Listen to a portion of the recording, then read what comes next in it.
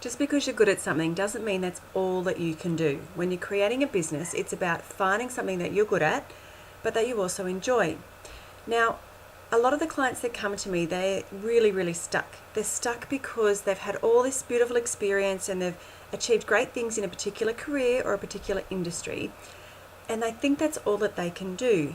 They are stuck with the title that they've always held and the one that gave them their confidence in the past, and they really don't know how to articulate the skills and experience that they've got under their belt to take that forward into another version of business for them.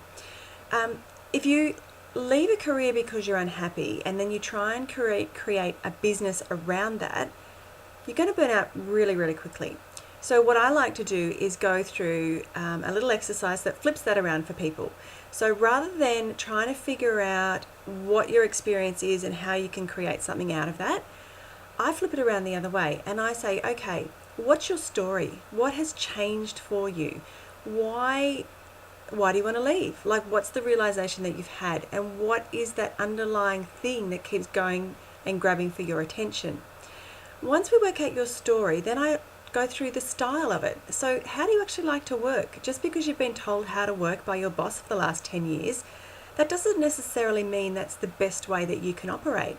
So digging into your style a little bit about the type of work you like to do, how you show up the best in the world, and how you really get the most out of those that you work with. Then, after we've done story and style, then we dive into experience. Experience is all the things that you've accumulated and all the things that you can do. But the beauty of this is filtering through that experience to find the bits and pieces that you can take forward and knowing it's okay to let some things go. So an example of this is I spent 15 years in financial services. I kind of fell into it.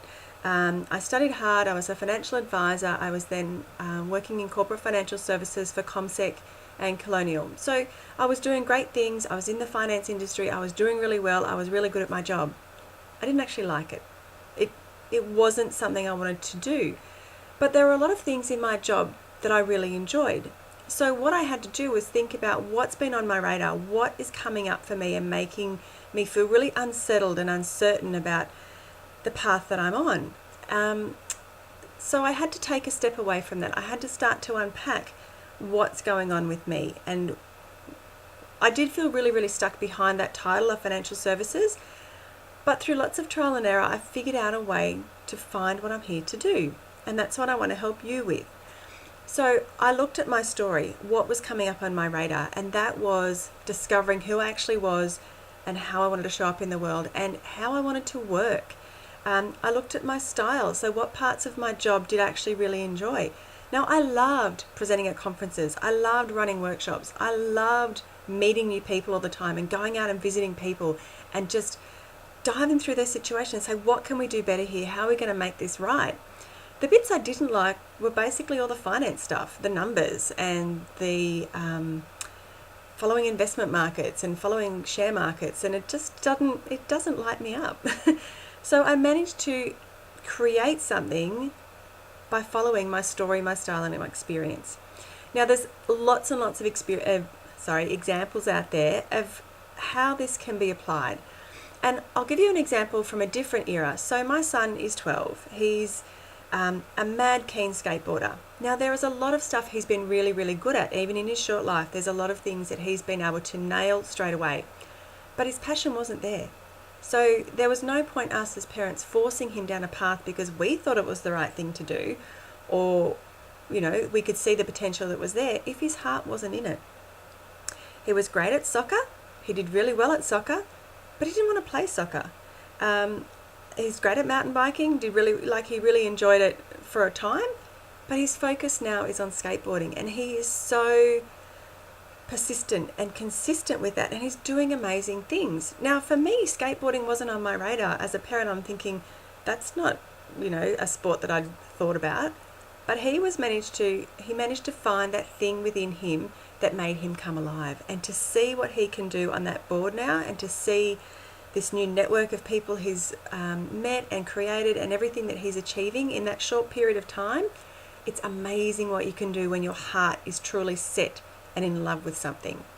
So stop that story that's going on, that just because you are really good at something means that you have to do that. Just because you're really good at something and that's where your experience lies doesn't mean that that's where you have to continue for the rest of your career or the rest of your business life. So I want you to take a step back. I want you to look at your story. What's going on? What's coming up on your radar? Where are you feeling unsettled? Then I want you to think about your style. I want you to think about how you actually like to work.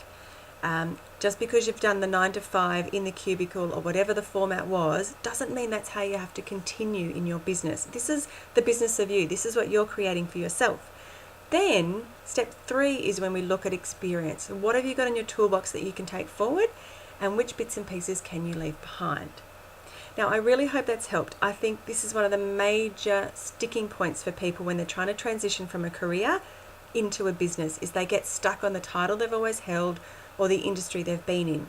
Now, I'm not saying everyone needs to completely turn things around, but I'm saying if you're not feeling the career that you're in, if you're not feeling that that's where you want to continue in your life, then you don't have to stay there, okay? Be brave enough to step into who you really want to be and go out there and make that happen. I'll talk to you soon. Bye.